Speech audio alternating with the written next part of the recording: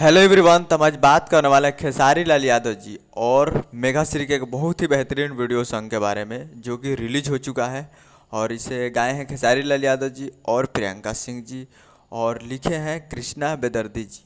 और इसका music director भी कृष्णा बेदर्दी जी ही है, जो कि फुल वीडियो सॉन्ग में रिलीज हो चुका है। जिस सॉन्ग का टाइटल रखा गया है रे लवरी भवरी ना खियले, जो कि आपको स्क्रीन के ऊपर दिखाई दे रहा है। जो कि वीडियो सॉन्ग रिलीज टुमारो 6:15, जो कि रिलीज हो चुका है आज 6:15 पे।